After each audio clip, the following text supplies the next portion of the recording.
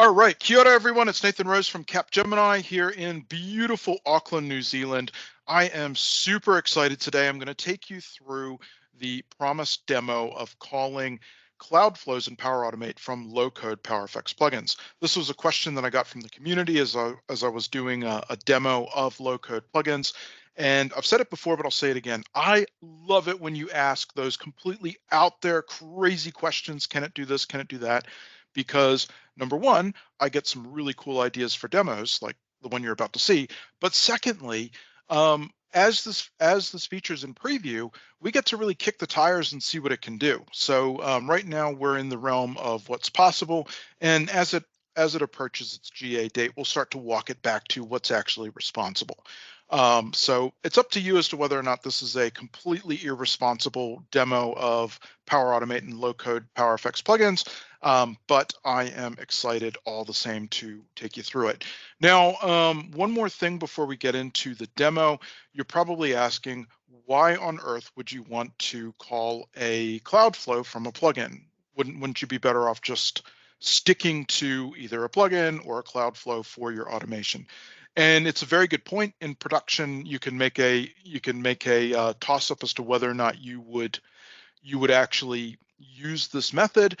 But just off the top of my head, some reasons you might want to do it. You need to execute your automation synchronously, but in terms of the actual running of it, it can run async. You need to do things that you can't do in a PowerFX plugin like looping, and I'm going to show you that. Or hey, it's just really cool and we want to try it out. So that's mostly the crux of today's demo. It's really cool and we want to try it out, and I'm going to show you exactly how to do it. And of course, like a good TV chef, I've got everything prepped and ready to go. So even if it's a complete disaster, we still have a delicious dish at the end of it. All right, let me go ahead and share my screen and let's get going. So we've got our friend, the Dataverse Accelerator App. This is where we create and maintain our low-code PowerFX plugins, and of course there's two varieties, instant and automated. Now we are going to be using instant plugins in the demo today. This is how you can call it from, this is how you can call a Cloudflow from a plugin execution. So now we've got two flavors of instant plugin. There's table bound and global. I'm going to show you how to call a Cloudflow from either one. So once you've got your plugin created, now I'll quickly take you through. So I'm going to use, for my table bound one, we'll use this create sales invoice from order. So this is just a plugin that is bound to my sales order table. And what it's going to do is it's going to create a sales invoice when I update when I call this plugin from a sales order. So this is the first plugin that we're going to see. This is a table bound one. And then for my global one, we're going to go with the tried and true calc. So this is the first one that I created straight out of the Microsoft Docs, but it's going to serve our purposes today. Now you might notice a slight change. You can actually use the sum PowerFX expression in your plugins now, which is really cool. But effectively, this is the first one I created, but it's going to work for us today. And this is a global plugin, so it's not bound to any table. All right, I think we are ready to get going. So let's go over to Power Automate, and I'm going to show you how these cloud flows work, and then we'll go ahead and execute them. All right, so this is my first one. This is the one that's calling the table bound action. And what you'll notice in Power Automate is there is a Dataverse trigger called when an action is performed. And effectively, PowerFX plugins are actions. So this means we can access them from this Dataverse trigger. So this is exactly how you're going to call a Cloudflow from a plugin execution. So first thing you need to do is specify your catalog. We're going to say all. Next, for category, again, you're going to say all, and then you're going to pick the table that you're working with. In our case, it's the sales order. And when we click here, we can see we've got some of the out of the box actions and plugins that come as part of Dataverse, and we can see our plugin from the Dataverse Accelerator app. Next thing we need to do once that's run is we just need to parse a little bit of JSON from the output from the action, and then we're going to go ahead and update our row in Dataverse. So let's go ahead and do that. So that's going to stick a message here on this flow update message column that I've created. So let's go over to our model driven app and let's go into our sales order. And so I've got a flow message here. This is from a previous run. You can see it's a UTC now stamped, but let's just go ahead and delete that and save. And now let's go ahead and execute this plugin. All right, now one other thing that you're definitely going to want to run this, and something that you should just have as part of your low-code plugins kit, is a Canvas app to test things out in. So I use this Canvas app for two purposes. Firstly, is just to execute plugins when I don't want to do it from the test canvas and the Dataverse Accelerator app. The other reason is this is a great way to troubleshoot your PowerFX expression in your low-code plugin. So if you have a PowerFX expression in your plugin that isn't quite doing what you expect, come to a Canvas app, try it out here. If it works in the Canvas app, then you know it's a limitation of low-code plugins and not just something that you haven't quite got right in your expression. So that would be my top tip: is make sure you've got a Canvas app as a scratch pad. All right, but enough about that. Let's go ahead and execute this plugin. So when I click this this control here in the Canvas app, it's going to execute this create sales invoice from order, and that should go ahead and run our Cloudflow. So let's come back here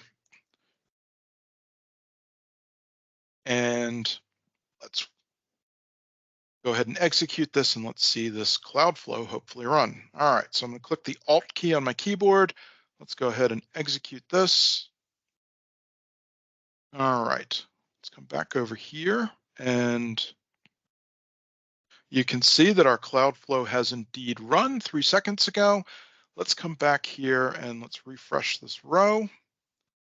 And you can see that it's been updated by the Cloudflow. So we have successfully triggered a Cloudflow from a low-code plugin, in this case from a table-bound instant plugin. Pretty cool, right?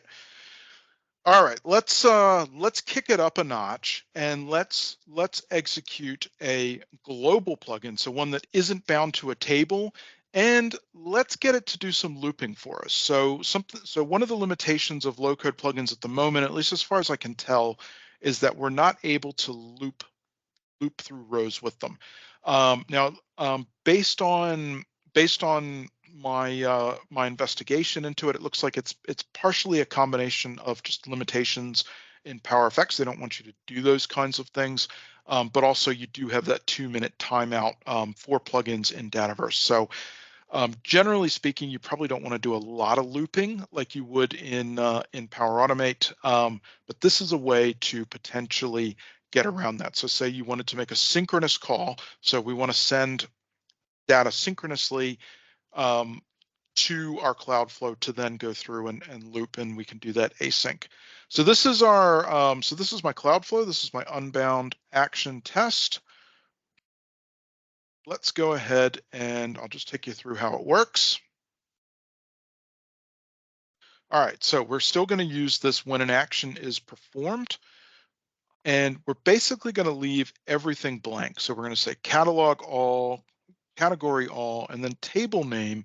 There's an option here for none. You want to select that. And once you do that, you're going to see all of your unbound actions. So you can see my calc test, calc 2, you can see my coin toss, and these other dad joke, Dataverse test, free currency. These are all unbound actions that I've created in the Dataverse Accelerator app, and you can see that they're available to us here in Power Automate through this when an action is performed connector in data or trigger in Dataverse. Pretty cool, right? All right, so once we've triggered this Cloudflow, what I'm going to do is I'm just going to go through and I'm going to list I've got a table that I call PFX test, and I'm just going to go get all the active rows. And then once I've done that, I want to loop through them, and I want to set I've got a integer field called loop number, and I'm going to set it with the output from this plugin run. So let's go ahead and see this in action. So let's come back over here to my model-driven app. Let's go to our PFX tests, and I'm just going to add my loop number column to this view. Okay, so you can see I set it at 30 the last time I tested this. So let's go ahead, we'll set a different number in it, and let's watch this work. So I'm going to come over here to screen 1 in my plugin Scratchpad, and let's test this. Let's increment it to 40. So we're going to go from 30 to 40. So let's go ahead and run this plugin. So you can see that we've set the number 40 as the output from our plugin run. Come here and see if we've triggered so you can see that we've successfully triggered the Cloudflow. And let's come back here to our model-driven app and let's refresh. And you can see that we've looped through all these rows and incremented that number from 30 to 40. So that is how you can call Cloudflows from either table-bound or global plugins, instant plugins that you create in the Dataverse Accelerator app. And that's how you can potentially get around some of the looping limitations by invoking a Cloudflow and Power Automate from your plugin run. So pretty cool stuff. Hope it's helpful. Um, do reach out to me with any questions you have, things you'd like to see demoed. Thanks so much for watching. Hope it was helpful. Go do something awesome today, and I will talk to you all soon.